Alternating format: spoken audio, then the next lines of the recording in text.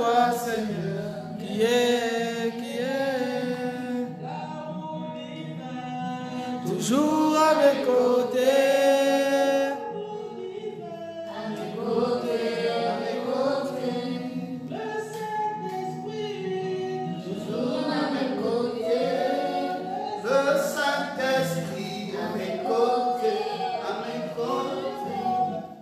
Père, nous voulons te dire merci pour ta grâce. Oui, Jésus. Merci infiniment pour ton amour et ta bonté. Merci, Seigneur. Merci de la grâce que tu nous accordes d'être présent ce soir dans ta maison. Amen. Nous voulons que ton Esprit Saint vienne nous enseigner ta parole. Accorde-nous ta présence alors que nous te prions dans le nom puissant de Jésus. Amen. Amen. Gloire à Jésus, que Dieu soit loué. Amen. Je voulais vous saluer tous encore dans le nom parfait de notre Seigneur Jésus-Christ. Amen. J'espère que vous vous portez bien par la grâce du Seigneur. Et mettons-nous donc debout pour que nous lisons ensemble sa parole. Et nous allons lire dans 2 Samuel au chapitre 9. Et nous lirons du verset 6 au verset 7. Nous avons dit 2 Samuel au chapitre 9, du verset 6 au verset 9. 2 Samuel, chapitre 9, du verset 6 au verset 7.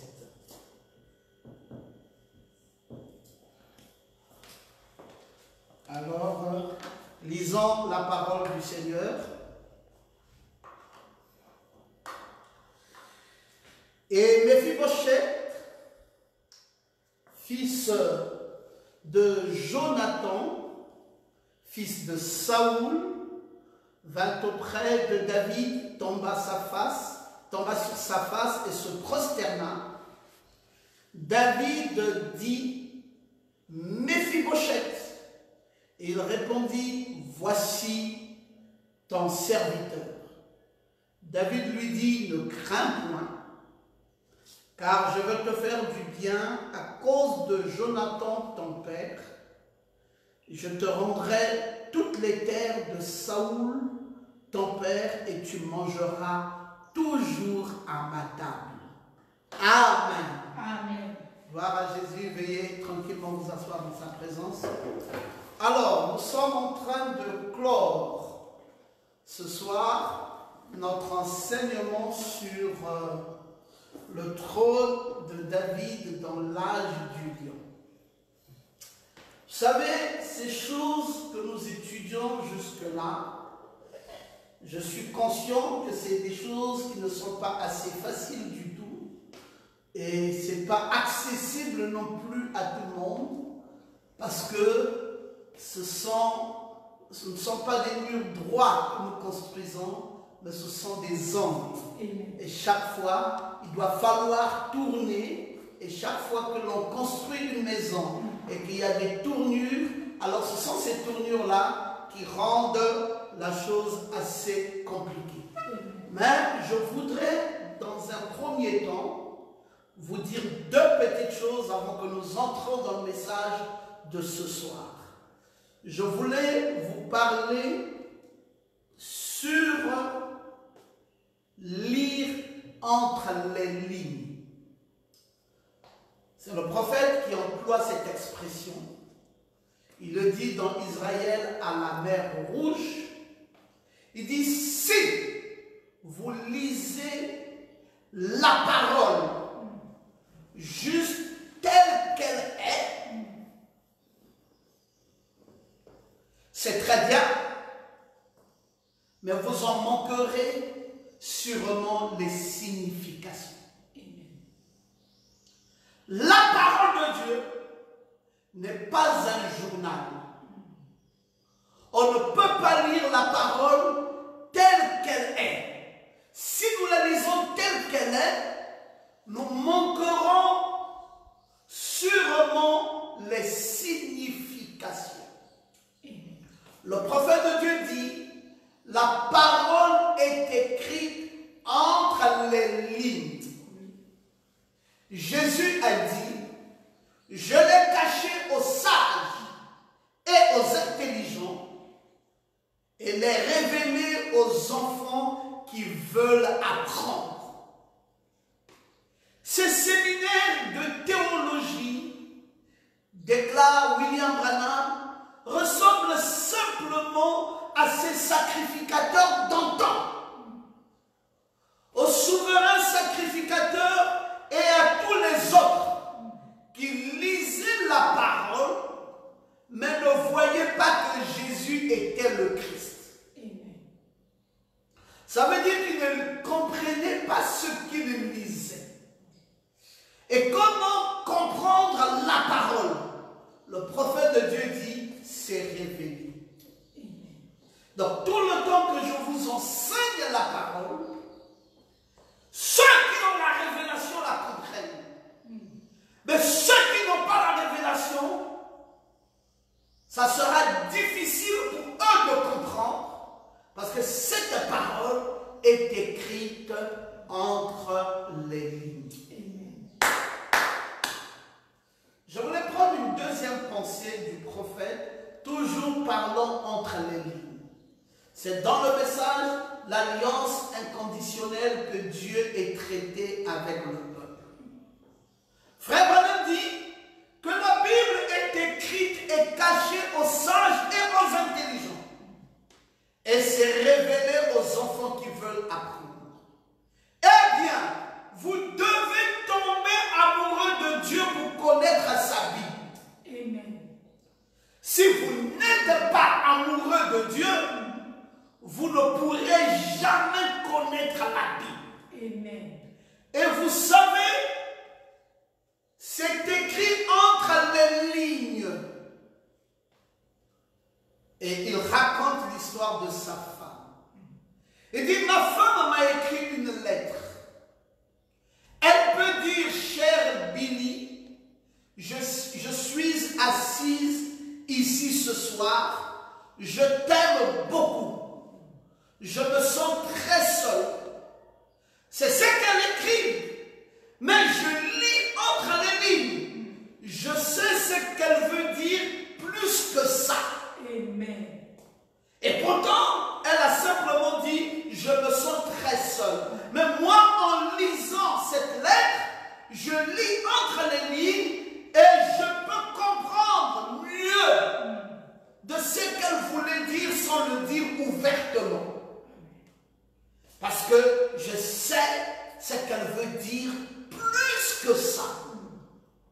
En effet, je l'aime. C'est pourquoi quand vous lisez la parole de Dieu, si vous l'aimez, il vous révèle ce qui est entre les lignes. C'est une affaire d'amour entre l'époux et l'épouse. Et donc ce n'est pas à la portée de tout le monde. Ça, c'est la première chose à retenir quand nous vous enseignons la parole. La deuxième chose que vous devez retenir quand on enseigne la parole, c'est que les Écritures doivent s'accorder avec les Écritures. Le prophète de Dieu dit dans Questions et Réponses du 23 décembre 59 que toutes les Écritures s'accordent si elles sont correctement assemblées. Amen. Il dit c'est comme un grand puzzle. Je vous ai parlé entre les lignes, maintenant je vous parle du puzzle. C'est comme un grand puzzle. Je ne veux pas dire c'est quelque chose de faux alors que Dieu me pardonne, mais les Écritures sont comparables à un puzzle. Elles sont toutes fractionnées et mélangées dans une boîte. Il faut le Saint-Esprit pour assembler cela. Il dit, nous ne sommes pas capables de le faire. Eh bien, il n'y a pas 969 interprétations différentes. Parce que la Bible dit que l'Écriture ne peut être l'objet d'une interprétation particulière. C'est un grand puzzle. Et il dit, quand vous êtes donc dans les 6 buts de la visite de Gabriel à Daniel, il dit, quand vous êtes en train d'assembler cela, les morceaux du puzzle, vous savez, ça va ici en haut, je suis sûr que ça va ici en haut, eh bien, vous devez regarder votre modèle ici pour voir ce que vous êtes en train de faire. Sinon, vous vous retrouverez avec un tableau tout embrouillé.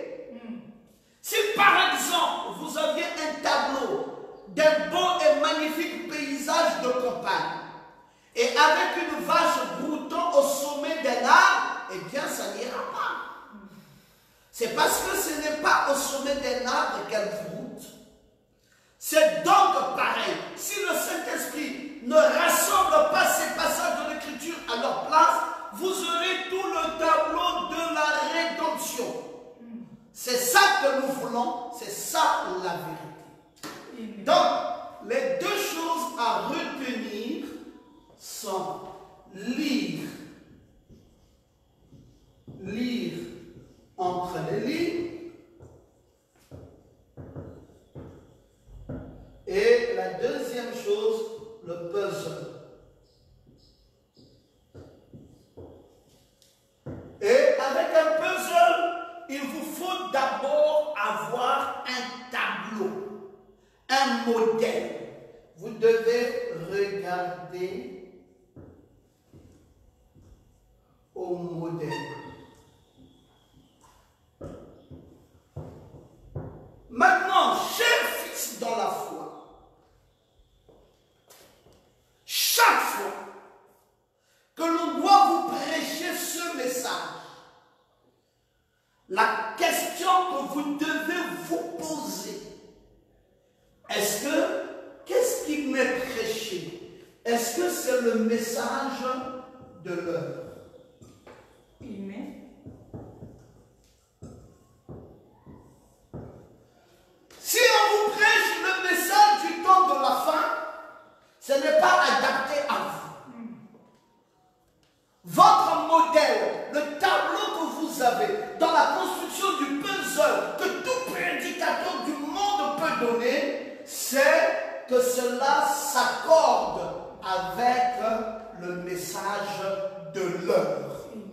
Pas le message du temps de la fin, mais le message de l'heure.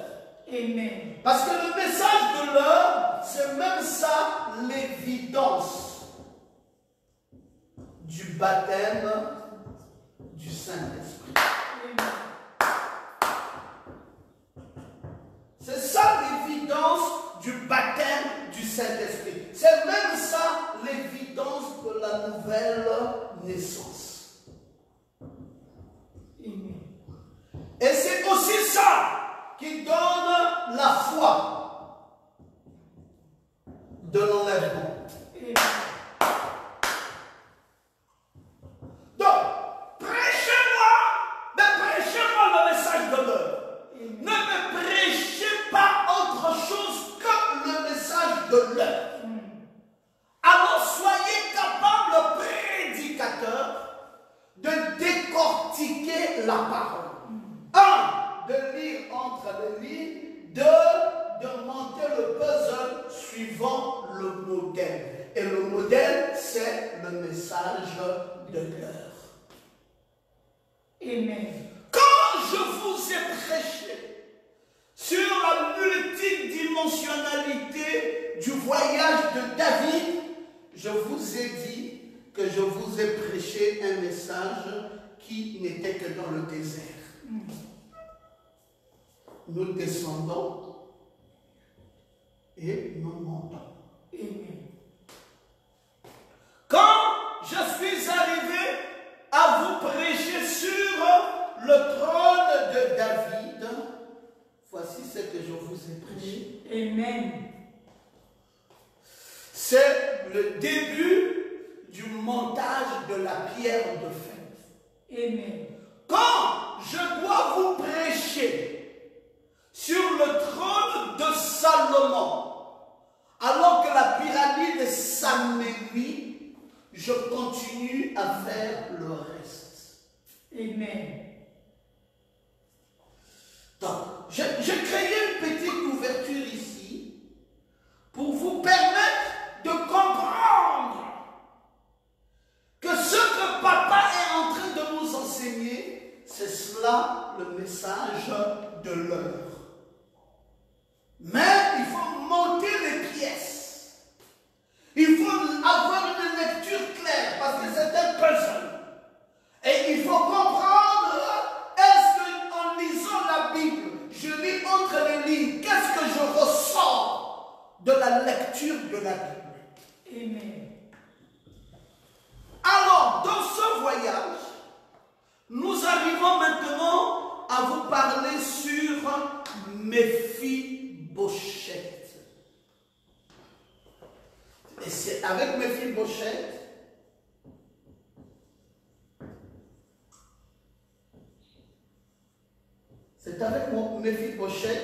que nous allons terminer notre étude. On nous dit que Méphibosheth, c'est le fils de Jonathan. Il est le fils de Jonathan. Jonathan lui-même est le fils de Saoul. Ce Jonathan avait traité une alliance avec David. Jonathan ici avait traité une alliance avec David. Amen. Quand Saoul combattait David, Jonathan, qui est le fils de Saoul, avait dit, moi je prends parti pour David. Et ils ont traité alliance. Jonathan va mourir. D'abord, Saoul va mourir. Saoul meurt. Va mourir. Jonathan aussi va mourir.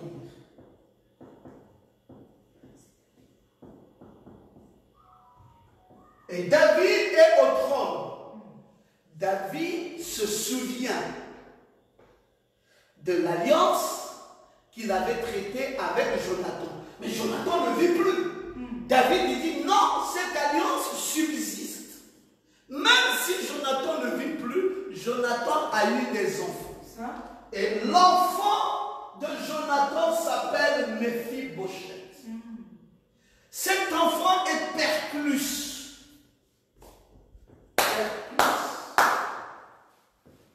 Veut dire qu'il est infirme des deux pieds. Il est infirme des deux pieds. Et donc, quand vous savez vous-même, même dans le naturel ici, quand un enfant est infirme des deux pieds, vous savez qu'il aura du mal à marcher et ça sera compliqué pour sa vie. Alors, cet enfant avait du mal, ne pouvait pas porter les chaussures, ne pouvait pas bien s'habiller, ne pouvait pas aller à la recherche de sa nourriture, n'avait pas une vie excellente, les parents étant morts. C'est quand même important que je vous explique comment c'est arrivé que cet enfant devienne infirme des deux pieds. Parce qu'il n'est pas né comme ça. Jonathan, fils de Saoul, avait un fils qui était Perclus des deux pieds, âgé de 5 ans, lorsqu'il arriva à Jizréel.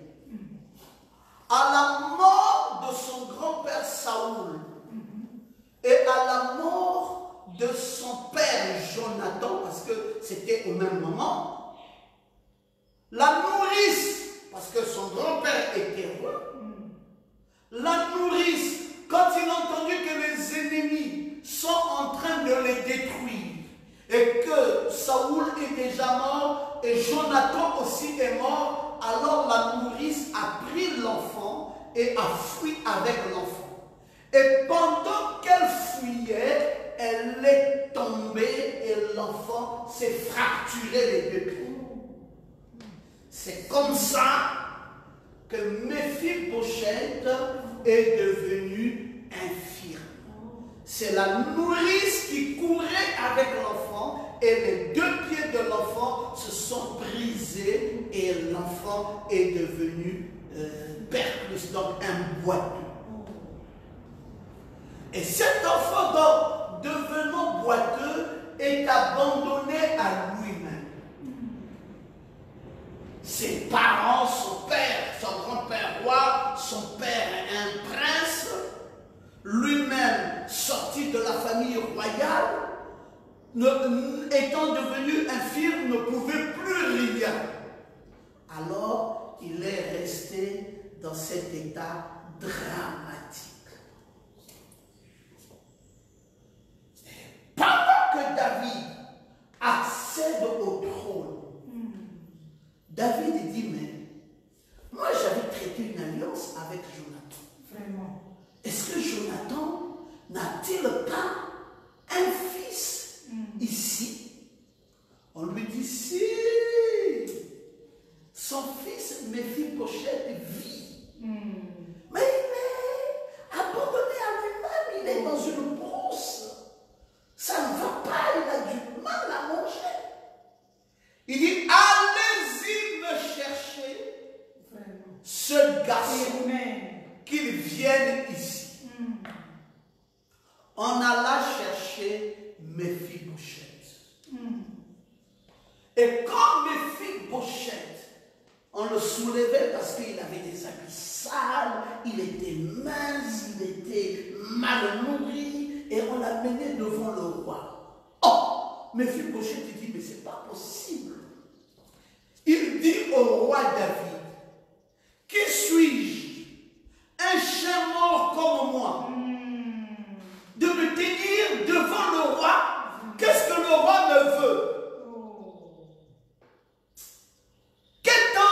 Qu'est-ce que le roi me veut pour qu'on m'amène un chien mort comme moi devant le roi? Le roi appela Tiba. Tiba, c'était un serviteur de Saoul. Et à la mort de Saoul, Tiba est devenu le serviteur de David.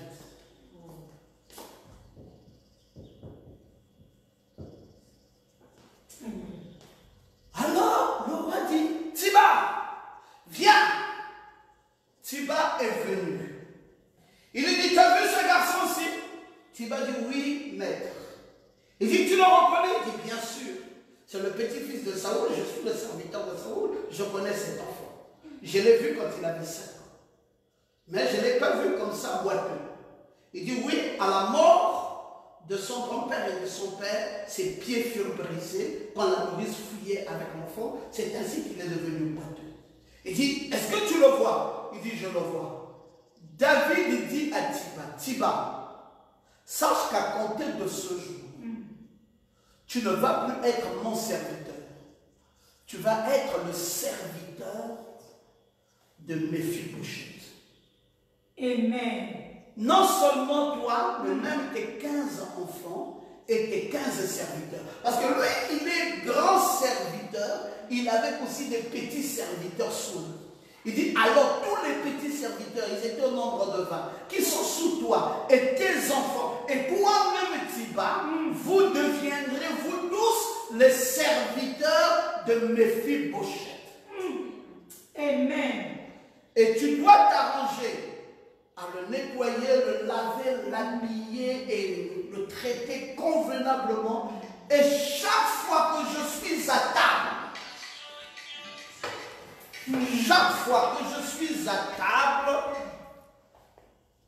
tu dois faire en sorte qu'il soit aussi à table avec moi au même moment. Amen. Amen. Alléluia. Amen. C'est ainsi que Méphibosheth commençait désormais à manger avec le roi. Et le roi dit qu'il ne se passe pas un jour que je sois à table et que cet enfant-là ne soit pas avec moi à table.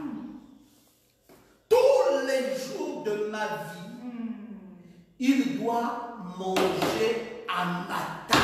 Amen. Et dit, et toi, tu vas cultiver le sol, tes fils, tes serviteurs, et tu feras des récoltes. Mais toutes ces récoltes-là, tu ne le donneras pas à moi, c'est à Méphibosheth. Amen. Et il mangera toujours à ma table.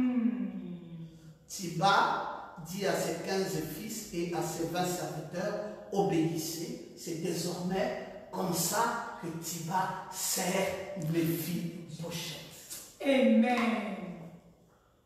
Méphibosheth, c'est une grâce générationnelle. C'est pas la grâce qui est partie de son grand-père, est venue sur son père et maintenant c'est sur lui. La grâce générationnelle. Amen. Et Tiba, c'est aussi le serviteur générationnel. Il a été serviteur chez Saoul, il est serviteur chez David, maintenant le voici serviteur chez Méphibosheth. J'aimerais que tu saches une chose qui est très importante. C'est que la grâce que Dieu a faite à Méphibosheth, c'est la même grâce que Dieu t'a fait à toi. Amen. Tu vas régner de façon générationnelle. Même quand toi, tu ne seras plus de ce monde, ta postérité continuera à régner. Amen. Parce que Dieu, toi, tu as traité une alliance avec Dieu. Amen. C'est pour cela qu'il est important de traiter la bonne alliance avec Dieu. Et quand on a traité une alliance avec Dieu, avec un roi, un vrai roi, la grâce que nous bénéficions devient générationnelle. Amen. Oh, que Jésus soit loué. Amen. Amen. Et maintenant, qu'est-ce que nous pouvons faire remarquer aux uns et aux autres? C'est l'amour qui s'est projeté dans le cœur de David. Vous voyez que cet homme, quand nous avons parlé de son cœur, nous devrions terminer cet enseignement en parlant aussi de son amour. Amen. Je vous ai parlé du cœur comme étant le trône. C'est ici le trône. Mais je vous parle aussi de ce qu'il y a dans le cœur qui est l'amour. Et l'amour aussi, c'est ce qui est sur la fêtière. Amen. Amen. Si vous avez vu la stature de l'homme parfait, vous allez voir qu'au sommet de la stature de l'homme parfait, ce qui s'y trouve, c'est l'amour. Le prophète Branham dit, dans le message, Dieu projetant son amour. Nous sommes au paragraphe 5. D'autres ont intitulé ça quand l'amour s'élance. L'amour doit diriger notre foyer. Amen. Frère Branham dit, l'amour est la plus grande force qui soit placée sous le pouvoir de l'homme. Amen. La plus grande force qui est placée sous le pouvoir de l'homme, c'est l'amour. N'oubliez pas, mes amis, que vous avez besoin d'avoir l'amour. Amen. Il y a une chose qui m'a distingué au milieu de mes contemporains, c'est l'amour.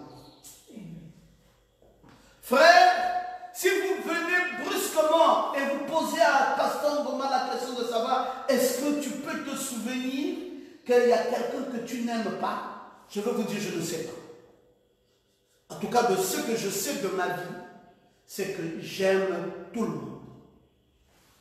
J'ai l'amour vis-à-vis de tout le monde. Je n'ai pas de problème.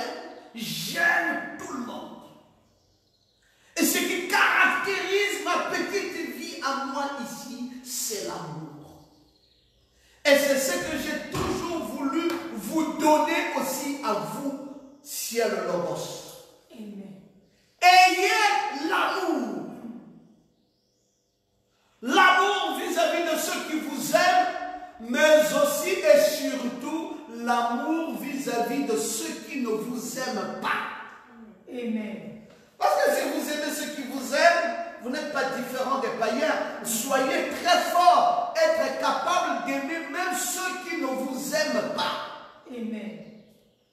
Le prophète Branham dit, c'est la plus grande force qui soit placée sous le pouvoir de l'homme. David aurait pu dire, bon, c'est vrai, j'avais traité avec son père, mais son père est mort. Moi, qu'est-ce que j'ai à foutre avec ça? Et en plus, c'est même un petit-fils de Saoul qui n'a cherché que ma mort toute la vie. Pourquoi je dois prendre son petit-fils, le mettre à ma table et un boiteux en plus?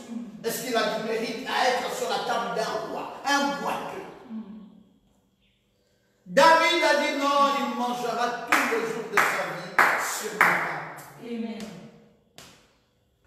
Un foyer qui n'est pas dirigé par l'amour, mes amis, frère Branham dit, ce n'est pas un foyer. Amen. Vous vivez avec votre épouse, aimez-la. Vous vivez avec votre époux, aimez-le. S'il n'y a pas l'amour dans votre foyer, ce foyer n'est plus un foyer.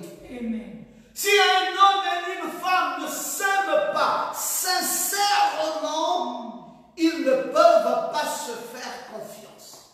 Amen.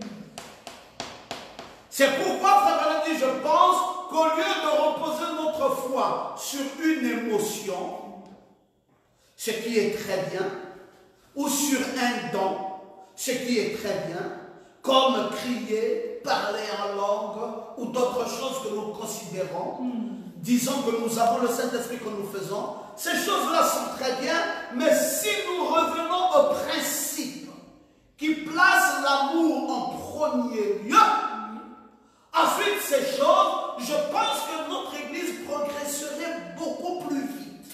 Amen.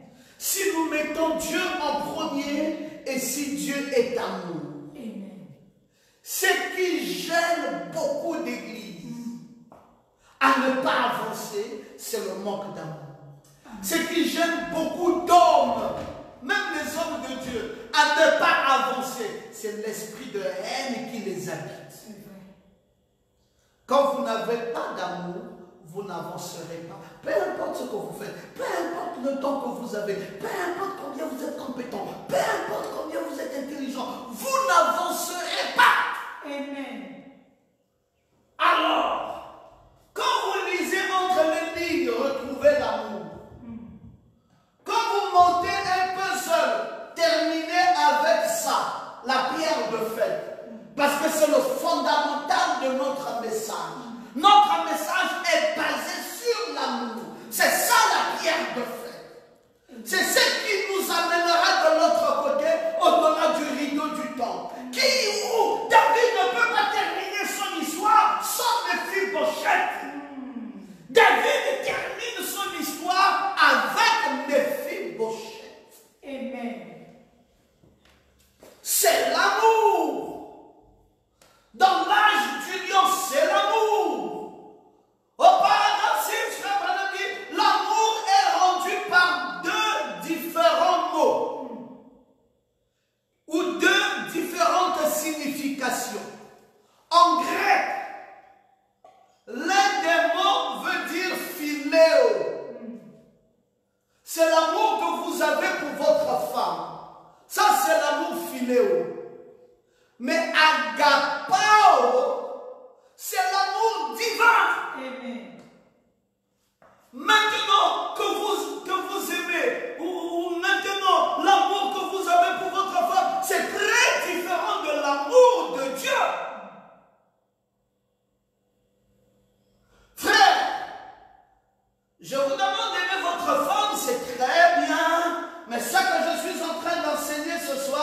c'est d'abord d'aimer Dieu. Amen. L'amour divin. L'amour agapao. C'est cet amour qui est l'amour le plus important. Cet amour agapao. Si un homme t'insultait et que tu banalises ça, que tu continues à l'aimer, c'est bien. C'est un amour philéo. Ce genre d'amour que nous avons les uns vis-à-vis des autres. L'amour que j'ai pour un frère, l'amour que j'ai pour ma femme, l'amour que j'ai pour un enfant, l'amour que j'ai pour des gens, c'est un amour philéo. Mais l'amour que j'ai pour la parole de Dieu, amen, ça c'est l'amour agapao. Amen, amen. L'amour que j'ai pour Dieu et pour ce qui concerne le royaume de Dieu, ça c'est l'amour agapao. Avec l'amour agapao, vous prierez pour une âme perdue. Mais l'amour philéo, vous aiderez quelqu'un qui a faim. Mais l'amour agapao, vous vous soucierez plus de son âme. Amen. Vous n'allez pas vous soucier de ce qu'il va revêtir, ce qu'il va habiller, comment il va être, mais vous allez vous soucier de son âme. Voilà là où est la différence. Amen. Tu dis, mon mari m'aime, oui, mais il ne t'aime pas plus que Dieu. Dieu t'aime plus que lui. Amen. Lui, il se soucie de toi pour les choses terrestres, mais Dieu se soucie de ton âme. Amen. Dieu t'aime plus que ton mari ne t'aime. Amen. Et ça, c'est l'amour agapao. Oh, je suis presque sûr que beaucoup d'entre nous, nous sommes trompés. Pensons avoir l'amour agapao alors que nous avions l'amour philéo. L'amour philéo est intellectuel, mais l'amour agapao vient du cœur. Amen. Ah, gloire à Jésus. Amen. Vous voyez comment nous terminons? Qu'est-ce qui vient du cœur? L'amour agapao. L'amour que nous avons pour la parole, l'amour que nous avons pour la survie de nos âmes. Cet amour-là, mes frères, est indéfectible. Amen. Personne ne peut enlever ça de mon cœur. L'amour pour la parole de Dieu. Ça, c'est un amour qui vient du cœur. Méphibosheth s'est prosterné devant le roi. Il dit, qu'est ton serviteur, mon Dieu, pour que tu regardes un chien mort tel que moi. Le roi dit, non, à compter de ce jour, il y a un changement de dispensation dans ta vie. Amen. À compter de ce jour, Méphibosheth, tu ne seras plus comme tu l'avais été hier. Que tu saches, mon frère, qu'il y a des dispensations. Et quand tu suis Dieu dans le changement de dispensation. Amen. Un nouveau jour s'est levé. Une nouvelle grâce s'est levée pour toi. Maintenant, ici, dans l'âge du lion, tu es rentré dans une nouvelle dispensation. Quelle est ta nouvelle dispensation? C'est fini avec la souffrance, la misère, la douleur, la pauvreté, la difficulté pour manger, la difficulté pour respirer, la difficulté pour vivre, la difficulté pour être en bonne santé. Toutes ces difficultés-là, Dieu vient bannir ça. Amen. On te prend, on te met à la dimension du roi. N'est-il pas merveilleux? N'est-il pas merveilleux? Là, tu es monté. Amen. Méphibosheth, maintenant, tu rentres dans une nouvelle dispensation. Tu auras maintenant droit à des serviteurs. Tu n'es plus n'importe quoi. Alléluia. Il dit, Méphibosheth mangera à ma table, comme l'un des fils du roi. Méphibosheth était un jeune fils nommé Mika. Tous ceux qui demeuraient dans la maison de Tiba étaient servis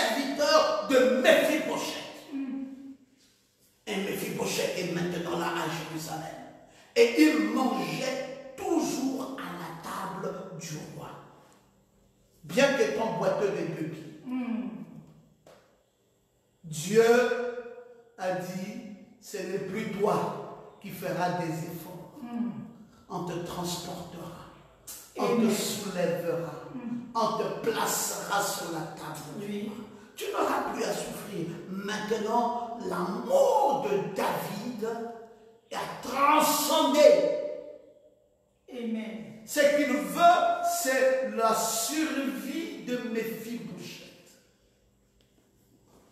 Frère Branham dit dans Dieu projetant son amour, il dit l'amour est une force puissante.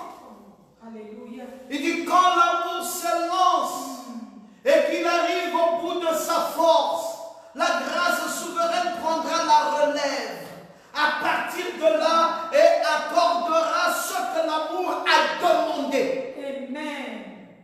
La grâce souveraine prend la relève quand l'amour s'est élancé. Et la grâce souveraine amène à l'exaucement la demande de l'amour. Amen.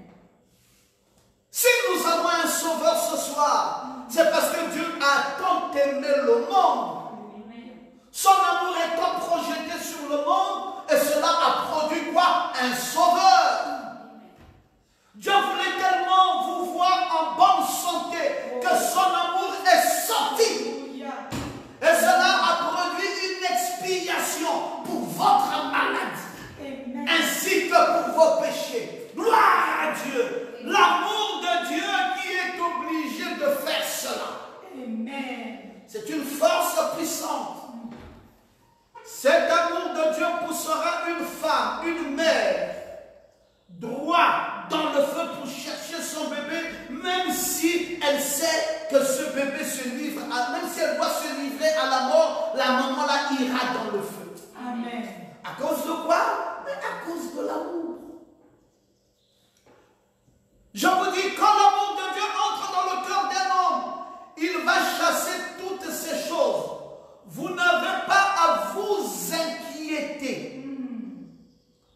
Pour ce qui est de fumer, pour ce qui est de boire, de courir dans les cinémas, quand l'amour de Christ entre dans votre cœur, vous ne voudriez rien faire qui puisse le blesser. Vous n'irez pas ça et là en disant, ils sont bornés, ils sont comme ceci, ils sont comme cela. Non, laissez simplement que l'amour de Dieu vous saisisse une fois. Ces choses-là mourront. Amen. Toutes vos affections sont tournées vers Christ. Amen. Et qui vous allez condamner? Vous n'avez plus le droit de condamner quelqu'un. L'amour de Dieu est plus fort que tout ça. Hein? Même si quelqu'un est en erreur, la miséricorde de Dieu viendra. Parce que l'amour de Dieu vous amènera à aimer votre frère, même dans son état d'impuissance.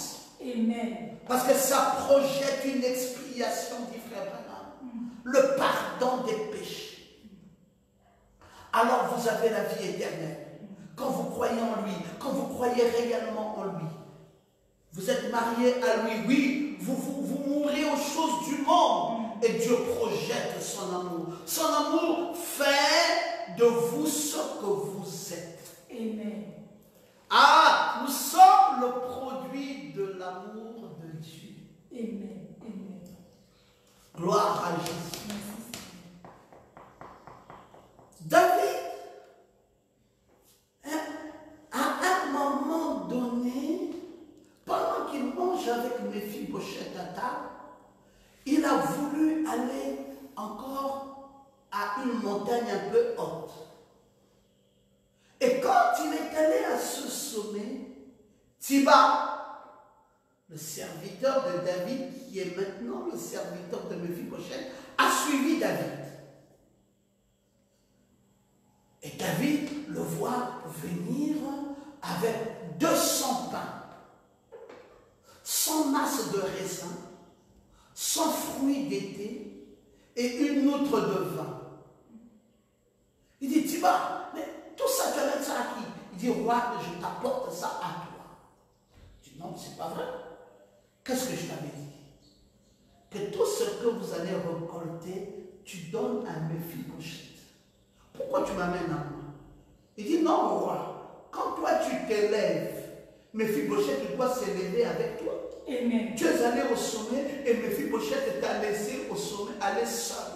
Et moi, en tant que serviteur, j'ai estimé qu'à cet instant, il fallait que je vienne vers toi et que je te poursuive. Et j'ai amené ces choses-ci pour toi. Parce que je trouve que Méphibosheth n'est plus digne.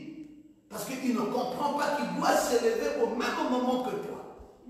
Ça parle tellement bien aux oreilles de David que David va prendre un décret sur place, sans trop réfléchir.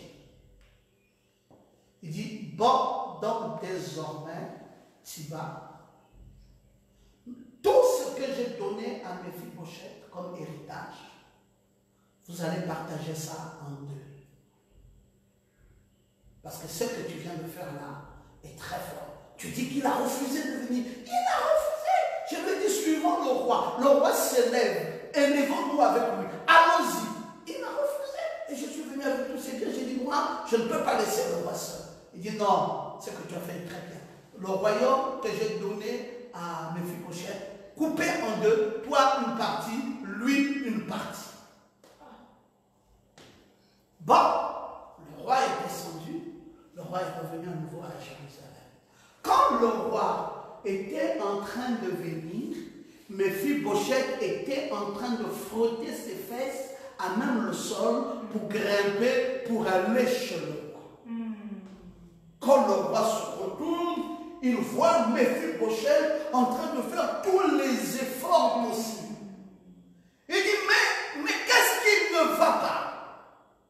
Tu as refusé de venir. Il dit, qui, moi, refusé de venir quand il faut honorer le roi? Roi, j'ai dit aux serviteurs que voici, que maintenant que le roi monte, montons ensemble. Il a refusé, comme celui qui doit me transporter. Il a refusé, il est allé seul et m'a abandonné. J'ai dû frotter mes fesses sur même le sol pour monter avec tous les efforts possibles. Le roi dit, mais j'ai déjà dit que ce royaume est coupé en deux. Oh Seigneur. Il dit, mais roi, regarde toi-même. Pourquoi tu vas même couper ça en deux? Est-ce que moi, c'est ce royaume-là que je cherche? Moi, ce que je veux, c'est t'honorer toi. Prends tout le royaume-là, donne-le-lui. Moi, je n'ai besoin de rien. Moi, j'ai besoin de toi. Moi, je n'ai pas besoin de la parole. J'ai besoin de l'auteur de la parole. Amen. Mes amis, entre la parole et l'auteur de la parole, l'auteur de la parole est mieux que la parole. Amen. C'est pour cela, les mystères de la parole peuvent être bien, mais aime Dieu d'abord, Dieu lui-même, Alléluia. le propriétaire de cette parole.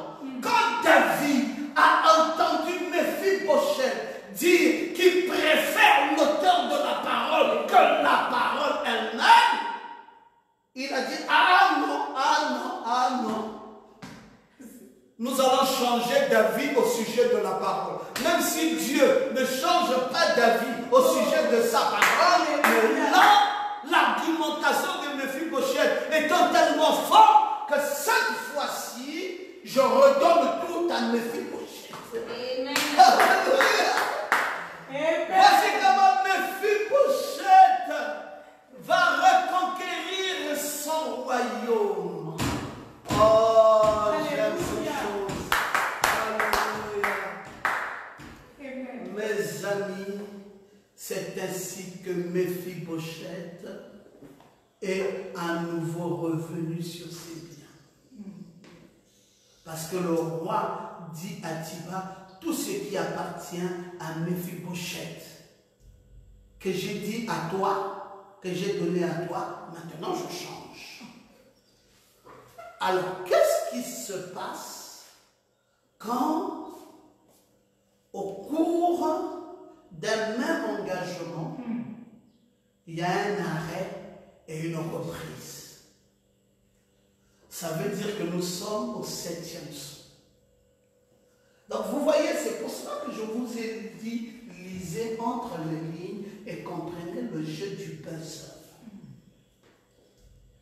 Alors, David ici est déjà arrivé au 7e saut. Mes amis, tout ce qui a intrigué le prophète de Dieu, c'était le 7e saut. Amen. Il dit, toute ma vie a été intriguée par le 7e saut. Frère Branham arrive au jour où il doit prêcher le 7e saut. Il sait que c'est aujourd'hui la réponse de Dieu. Et effectivement, mes frères, le 7e saut, c'était la chose fondamentale. C'est même la raison de la vie de frère Branham. Rappelez-vous que Dieu avait fait de lui le prophète du 7e saut. En Apocalypse au chapitre 5, alors que le titre de propriété incontestable est là, personne ne peut voir le livre, ni le regarder, ni de l'ouvrir. Jean a pleuré dans l'île de Patmos, parce que personne ne peut trouver le livre. On a dit à Jean, ne pleure point. Voici, le lion de la tribu de Juda a vaincu, pour prendre le livre et briser les 7 sceaux. Et quand Jean s'est retourné pour voir le lion, Jean a vu l'agneau à 7 cornes. Alléluia. Amen. Gloire à Jésus. Jean a vu l'agneau, cet agneau à 7 cornes et à 7 yeux. Il a dit gloire à Jésus.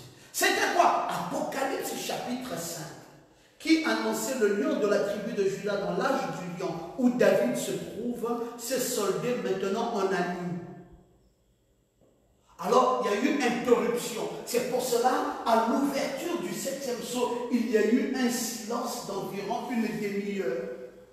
Alors, quand le dénominationnel voit ce silence, il dit, le 7e saut n'a rien dit. En Apocalypse au chapitre 10, quand l'ange puissant descend et qu'il fait entendre les 7 tonnerres, c'est le 7e saut. Amen. Qui en Apocalypse 8.1 n'avait rien dit, un silence, mais qui en Apocalypse 10 a parlé. Et Jean allait écrire. Qu'est-ce que Jean allait écrire? C'est qu'il avait entendu ce que les 7 tonnerres ont dit. Les 7 tonnerres étaient où? Sous le 7e saut. Amen. Alléluia! Amen. Vous devez connaître ces choses. C'est ça le jeu du puzzle. C'est qu'il doit y avoir une interruption et une suite. On va donc arriver le 24 mars 1963. Frère Branham va prêcher sous le 7e saut. Et quand il est en train de prêcher, après, il chante l'amour de Dieu. Je l'aime,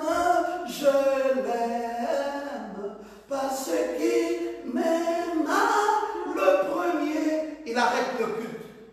Et il dit aux gens, demain matin, demain retrouvons-nous encore ici pour la suite du 7e saut. Il a prêché le premier saut un jour, le deuxième saut un jour, le troisième saut un jour, le quatrième saut un jour, le 5e saut un jour, le 6e saut un jour. Mais quand on arrive au 7e saut, pourquoi veut-il qu'il y ait d'abord interruption et qu'il y ait continuation? Amen. Mes amis, parce que celui-là qui est maintenant là, Méphibosheth, le Perclus, qui ne marche plus de ses pieds, qui marche des pieds de Dieu. Parce qu'on a enlevé ses pieds. L'ange puissant a pris ses pieds, a posé un sur la terre et un pied sur la mer et a crié d'une voix forte. Lui n'a plus de pieds. C'est l'ange puissant qui est descendu, qui a pris ses pieds et qui a posé pour écraser le romanisme et écraser quoi? Le protestantisme. Amen. Un pied sur la mer, ça c'est le romanisme. C'est la bête qui sort de la mer. Et un pied sur la terre, ça c'est le protestantisme. C'est la bête qui sort de la terre. Et l'ange puissant a pris les pieds de Méphibosheth et a écrasé et le romanisme et le protestantisme et a crié d'une voix forte. Amen. Pendant qu'il cria, c'était le 7e saut, interruption. Oui. Et on dit, bon, maintenant, est-ce qu'on va faire quoi? Parce que l'ange puissant descendait de la montagne. Le roi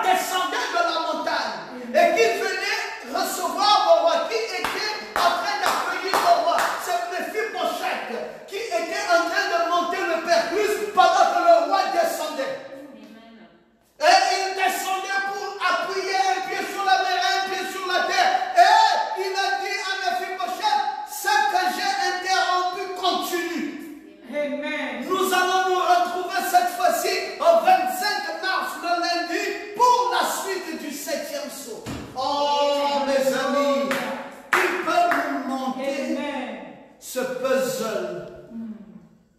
Toi, tu vas simplement lire, mais tu ne comprendras pas parce que c'est écrit entre les lignes. Gloire à Jésus. Il a dit, pourquoi n'es-tu pas venu avec moi, Méphibosheth? Il dit, oh mon roi, vous pouvez lire ça dans 2 Samuel au chapitre 19. Oh mon roi, mon serviteur m'a trompé. Quand ton serviteur qui est boiteux avait dit, je ferai sceller mon âme et je monterai, j'irai avec le roi. Et il a calomnié ton serviteur auprès de mon Seigneur le roi. Il t'a dit que je n'ai pas voulu venir. Mais mon Seigneur le roi est comme un ange de Dieu. Oui, parce que c'est un ange puissant. Amen. Quelqu'un m'a dit, est-ce que David est un roi? J'ai dit Amen. Est-ce que David est un chantre? J'ai dit Amen. Vous voyez ces chants dans les psaumes. Est-ce que David est un prophète? J'ai dit Amen. Il descend comme un ange de Dieu. Il descend comme un prophète. C'est écrit dans les Écritures qu'il descend comme un ange de Dieu. Il dit, fais ce qui est, fais ce qui te semblera bon, mon roi. Moi, je viens à la rencontre. Il dit qu'un ange puissant descend. L'ange puissant descend. Il est enveloppé d'une nuée. Oui. Il a un arc-en-ciel au-dessus de sa tête. Et toi, tu ne peux plus avoir les pieds parce que c'est lui qui pose les pieds droit et gauche. Et c'est lui qui crie. Il dit, la grâce t'est accordée, Méphibosheth. Ce que Thiba a fait, il a échoué. Mais amis, ici, il y a une chose à laquelle le diable a veillé. Alléluia. C'était le 7e sceau. Frère Branham a mis le 7e sceau sous le 3e pôle. Il dit, le diable pouvait connaître le premier pôle. Et il a imité ça, la guérison divine. Il pouvait connaître le 2e pôle, la prophétie. Et il a imité ça. Mais il dit, ce 3e pôle, Dieu m'a dit de tenir ça secret. Amen. Que personne ne connaisse le jour et l'heure. Tiens ça secret. Parce que si le diable connaît ça, il va créer des dégâts. Méphibosheth, ne t'en fais pas. Tu as bien vu comment je descends dans la montagne. Je suis enveloppé. Et là, je suis un ange puissant. Je ferai ce qui me semble bon. La grâce te sera à nouveau accordée. Oh, alléluia. Alléluia. Gloire à Jésus. Frère, vous vous sentez bien maintenant, vous voyez? Ça, c'est ce que Dieu fait. Notre Dieu a promis de nous donner le royaume. Le royaume là, c'est le 7e sceau. Et le diable n'a jamais voulu que nous entrions en possession de ça. Et Dieu a tenu secret pour le surprendre. Parce que s'il savait ça d'avance, il nous détruirait. Parce que ce qui fait notre foi, le fondamental de notre foi, c'est le 7e sceau. Amen. Le roi épargna Méphibosheth. Il dit maintenant que Méphibosheth s'est assis dans la fêtière, grâce à l'amour, je ne vois plus pourquoi faut-il revenir encore sur les âges. Le roi dit, appelez-moi Harmonie. Harmonie, c'était l'enfant que Saoul avait eu avec Rispa. Appelez-moi Méphibosheth. Pas ce Méphibosheth ici. Ce Méphibosheth, c'est le fils de Jonathan. Mais il y avait aussi un Méphibosheth qui était le fils de Rispa avec Saoul. Appelez-moi Harmonie et appelez-moi Méphibosheth, le fils de Saoul. Et appelez-moi aussi les 5 fils de que Mérab, la fille de Saoul, a eu. Ils étaient au total combien de fils? 7. Et le roi a dit, maintenant qu'ils sont les 7, livrez-les aux Gabaonites. Et il périt. Il fit périr les 7 âges de l'Église. C'est pour cela, mes amis, quand vous êtes montés dans l'âge de la pierre de fer, à l'âge du lion, vous ne pouvez plus revenir ici pour dire nous attendons encore que Jésus vienne. Oh, mes frères, ça c'est une malédiction. Jésus viendra faire quoi encore? Il va encore descendre dans la nuée? Il est déjà descendu. La grâce souveraine, quand l'amour s'est projeté, la grâce souveraine a pris la relève. Cette grâce a pris un perclus comme moi, un Méphibosheth, et m'a fait asseoir dans la fêtière. Qu'est-ce que vous vouliez que je fasse? Que je revienne encore ici? Je serai un rétrograde à la Odyssée. C'est vrai. Voilà ce que sont plusieurs de ces croyants du message qui n'ont pas su lire la Bible entre les lignes et qui ont faussé le jeu de puzzle et qui ont placé une vache broutant l'herbe sur le toit d'une maison. La vache qui doit rester ici, ils ont mis la vache à la pierre de fête, à la toiture. Et ils ont tout gaspillé. Parce que la vache doit rester en bas en train de brouter son herbe. Et voilà, mes amis, comment finalement Méphibosheth s'est placé là où il fallait qu'il y soit. Est-ce que vous vous sentez bien? Amen. Gloire à Jésus.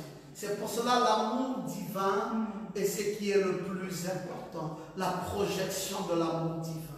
Frère Branham dit, revenez à Dieu, ayez ce véritable amour divin dans votre cœur. Amen. Ayez cet amour divin. Il dit, mais il y a eu des acides empoisonnés de malice, de jalousie, de haine, comme Tiba, qui voulait prendre l'héritage de l'autre. Et vous voyez, il dit, cela ôtera immédiatement le Saint-Esprit de vous.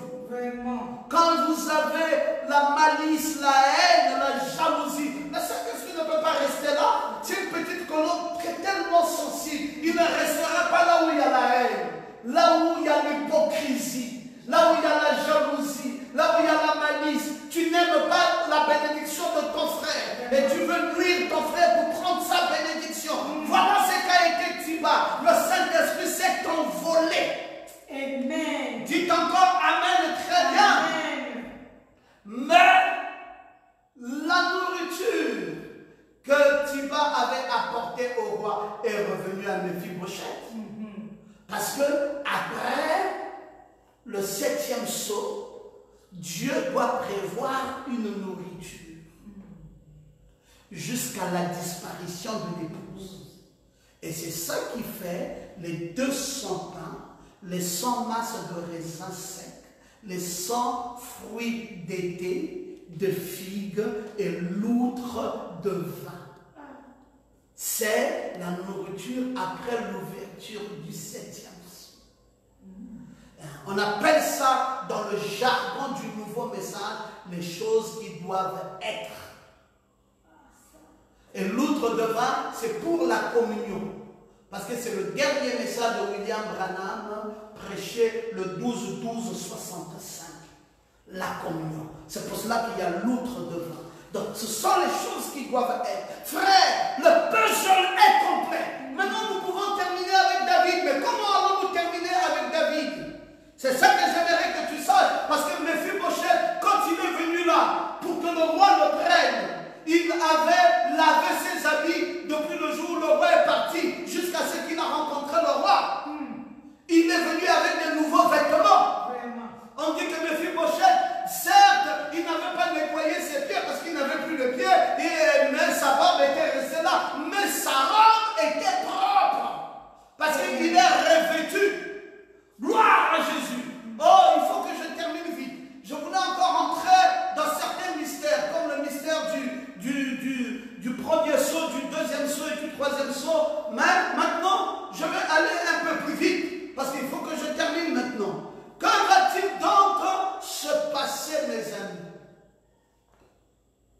William Branham est déjà arrivé là où il est maintenant en train de nous donner les choses qui doivent être.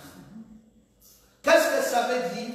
Ça veut dire que David apprête maintenant les choses qui doivent être pour faire quoi?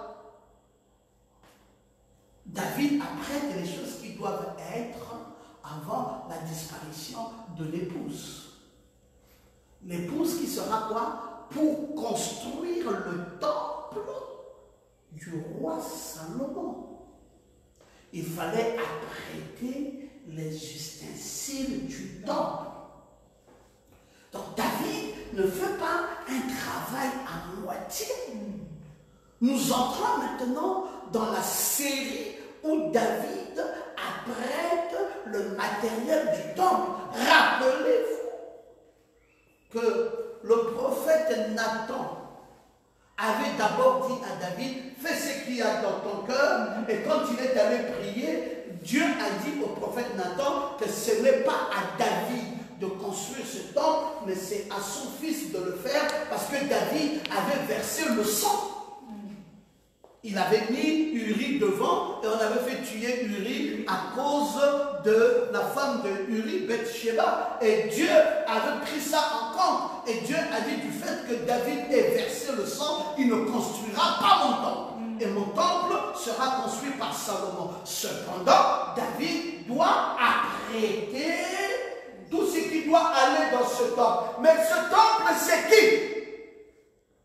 Ce temple, c'est l'épouse. C'est pour cela que nous allons maintenant rentrer bientôt, dimanche, sur le trône de Salomon, quand la pyramide c'est à minuit, parce que nous devons montrer maintenant l'épouse elle-même.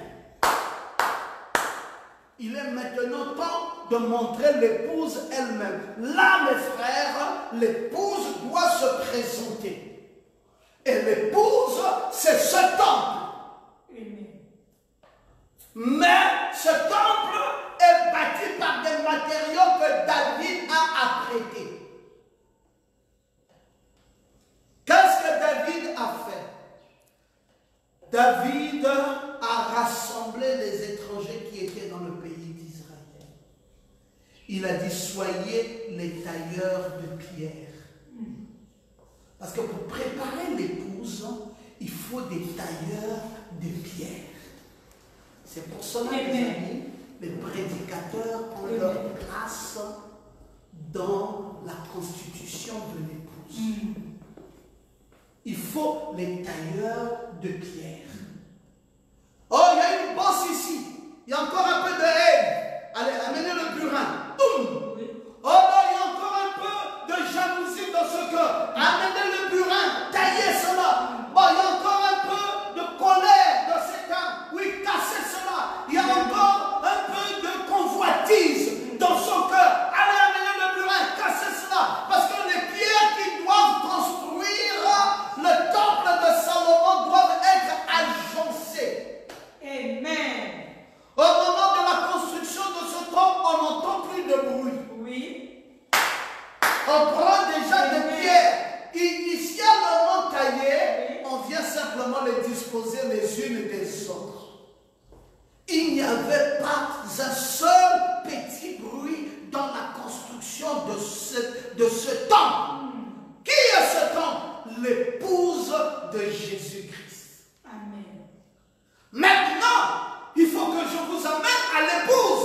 Vous avez déjà compris tout le cheminement que nous avons fait pour arriver à l'épouse. Mes amis, ce que je vous prêche depuis tout ce temps de confinement, c'est pour vous amener à l'épouse. Il faut que l'épouse sorte de terre. Oui. Mais elle doit sortir comment? Elle doit sortir par les pierres taillées, faites tailler par David. Amen. On doit enlever dans ton cœur la convoitise. On doit enlever dans ton cœur le doute. On doit enlever dans ton cœur la haine. On doit enlever dans ton cœur la jalousie. Il faudrait que tu sois sanctifié. Alléluia. Quand tu seras bien sanctifié, alors la nouvelle naissance peut s'installer en toi. Amen. Tu peux devenir le temple de Salomon. Alors David demande au tailleur de pierre de tailler les pierres. Et ils ont commencé à tailler des pierres, tailler. On dit, mais David, qu'est-ce que tu fais? On t'a interdit de construire. Il dit, je ne construis pas. J'apprête les matériaux du temple qui entrera dans le temple. Il dit, j'apprête. Et il est en train de préparer. Il dit, même les bâtisseurs, soyez prêts. Je ne veux pas qu'il y ait du désordre. Moi, je ne veux pas construire, mais je vais préparer tout ce qui entrera dans la construction. Alléluia! Oh, j'aime ça, mes amis. C'est pour cela, très chers frères en Christ, ce que nous avons reçu, le message de l'heure, c'était tout ce qu'il fallait qui devait entrer dans la construction de ce temple. Quand vous entendez Dr Goma dire, le message a dit, Frère Branham a dit, je récupère les matériaux initialement préparés et taillés par le prophète de notre temps. Et je suis en train maintenant de construire l'épouse. Et c'est ça que les prédicateurs, nous faisons. Nous construisons l'épouse. Nous construisons l'épouse par les matériaux initialement préparés. C'est quoi les matériaux initialement préparés? C'est la somme des citations. Pierre sur pierre, citation sur citation, parole sur parole. Il faudrait que tout soit ordonné jusqu'à ce que Salomon vienne. Et quand Salomon viendra, il trouvera tous les articles de construction prêts. Et mes amis, chaque pierre et chaque article de la construction du temple a été préparé, maman Goma, taillé, modélé, pendant combien d'années? Pendant 15 ans durant. Avant d'être placé dans la glorieuse maison. Vous dites, mais David est déjà roi, David s'est déjà assis, mon fils a déjà pris la place, il est déjà en train de manger les mets du roi. Oui, manger les mets du roi là, c'est le temps de la préparation. Amen. Ça va encore prendre le temps, parole sur parole dans ton cœur, parole sur parole dans ton âme, parole sur parole dans ta vie, taillé, bien préparé, initialement préparé, pour que l'effectivité du temple soit faite. Amen. Il faudrait qu'à la fin, on prenne tous les matériaux préparés. Oui. Tout ce qui a été disposé pour la construction de la glorieuse maison, qu'on puisse assembler cela. Qu'est-ce que Salomon viendra faire? Il viendra faire l'assemblage. Amen. Vous voyez ça même quand nous construisons les maisons. On dit les briques sont déjà là, le ciment est là, le fer est là. Et qu'est-ce que le maçon vient? Il vient faire l'assemblage pour bâtir. Mais tout est déjà sur le terrain. Lui ne va plus rien chercher d'autre. David a tout apprêté, même jusqu'aux pierres ornées. Tout avait été mis de côté et bien positionné en ordre. Oh, j'aime cet ordre. Alléluia. J'aime cet homme. Il a fait le travail. Les Lévites étaient déjà là. Il avait déjà même mis les Lévites à part. Il a dit, toi tu seras musicien. Toi tu seras officier dans l'église. Toi tu seras sacrificateur. Toi, il a organisé ça par classe. Il y avait 24 classes pour le service du sanctuaire. Wow. David a fait tout ça. Il a pris les fils d'Azaph. Il a dit, vous serez alors les chantres. Et il les a nommés. Et il a instruit. Il a même instruit les superviseurs. Il a dit, voici comment les fonctions seront faites dans la maison du Seigneur. Voici, toi tu seras administrateur. Toi tu seras diacre. Toi tu seras président des diacres. Toi tu seras président des administrateurs. Toi tu seras chantre. Toi tu seras trésorier. Toi tu seras... Il a fait tout le travail. L'ordre du roi a été inclus. 12 multiplié par 24. Et ils étaient tous doués dans les chansons. Ceux qui étaient doués. Donc il a choisi chacun selon sa fonction. Ceux qui sont doués à ceci, allez là-bas. Ceux qui sont doués là-bas, faites ceci et faites cela. Puis il a dit, maintenant je pense que mon travail arrive à sa fin. Amen. David s'adresse à l'assemblée. Et à Salomon, il dit, voici, je te donne les plans. Frère, vous croyez l'épouse? Je vous ai montré ici les 8 étapes de Matthieu 25. Ils avaient tous les lampes allumées. De 46 à 56. Les lampes s'éteignirent. Toutes les lampes s'éteignirent, y compris celui de William Branham. Oui. Ça, c'était la deuxième étape. La troisième étape, le cri se fit entendre. Le cri de minuit se fit entendre. Toutes les vierges se réveillèrent. Le message de William Branham en 1963. Puis, il y a eu la préparation des lampes. Nous sommes à quoi? Allumer, éteindre le cri de minuit. Maintenant, la préparation des lampes va se faire quoi? En 3 étapes. Quelle est la prochaine étape? Disposer donc de l'huile. C'est ce qu'on a emmagasiné la nourriture. Après, faire quoi? Prendre la nourriture emmagasinée. Donner cela pour qu'ils avalent. On a pris les messages qui étaient déjà emmagasinés, on a avalé. Et après, il faut prophétiser. On a prophétisé. C'est les 3 étapes qui viennent s'ajuster aux 4 premières étapes. Lampe allumée, lampe éteinte, emmagasiner la nourriture et cri de minuit. 4 étapes. Après, on ajoute 3 autres étapes. La nourriture qui est emmagasinée, on prend maintenant, on dispose des lampes, l'huile, et puis on vous donne ça maintenant pour mettre dans les lampes, avaler le livre et prophétiser de nouveau. Nous sommes à cette étape. La dernière étape, c'est que les vierges sages doivent rentrer et la porte doit être fermée. La disparition de l'Église. Et donc, mes amis, il faudrait que la nourriture soit préparée. Et c'est ce que Salomon a fait. Il a pris le plan du temple. Il a dit à Salomon, Salomon, mon fils, moi je vais m'éteindre maintenant. Il faut que je diminue pour que toi tu croisses. Voici tout le plan. Et les sacrificateurs. Et le matériel. Et les briques. C'est déjà, tout est taillé. Tu vas seulement poser jusqu'à ce que le temple va finir. Voici. J'ai pris 15 ans pour tout apprêter.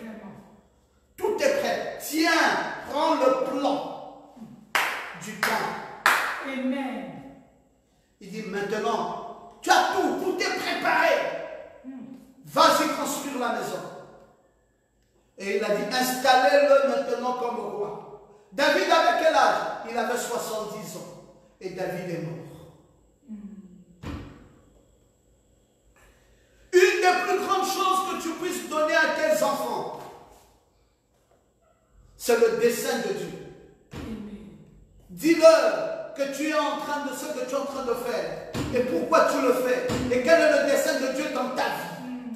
C'est que Dieu t'a dit. Et comment Dieu t'a gardé lorsque tout s'écroulait. Dis-leur comment tu as survécu aux crises de la vie. Dis à tes enfants, raconte à tes enfants la meilleure chose qui te soit arrivée dans ta vie, la rencontre de ce message. C'est la meilleure chose qui te soit arrivée dans ta vie quand tu as cru ce message. Dis ça à tes enfants pour qu'ils sachent quand tu ne seras plus là. Voici la voie tracée par papa. Alléluia. Il y a une bénédiction dans l'héritage de Dieu. Quand nous faisons part à nos enfants, nous leur imposons les mains, nous disons voici, continue dans la bénédiction. David donne à Salomon son fils le modèle même du portique, même le modèle du bâtiment. Il dit voici comment sera disposées les chambres du trésor, les chambres hautes, les chambres intérieures et même la chambre du propitiatoire. Il lui donne le plan de tout ce qu'il avait dans l'esprit. Touchant le parvis de la maison de l'Éternel, toutes les chambres alentour, pour les trésors de la maison de Dieu, même les trésors du sanctuaire. David lui dit tout ça. David lui dit maintenant, tu connais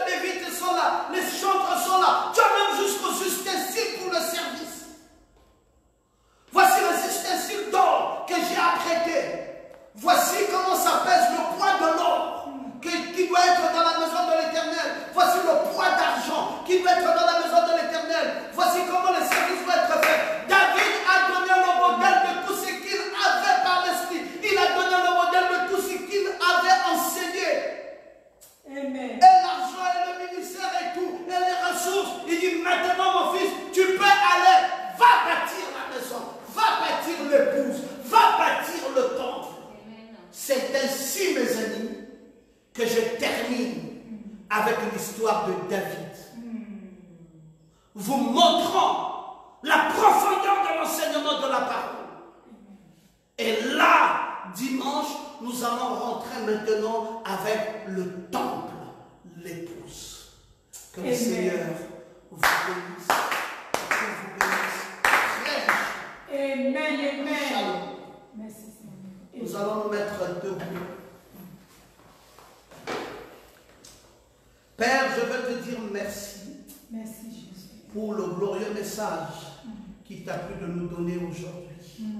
Nous avons définitivement compris où se trouve ta volonté. Amen. Et ce que tu voulais que nous sachions. Oui, Jésus. Béni soit ton nom pour tes beaux bienfaits.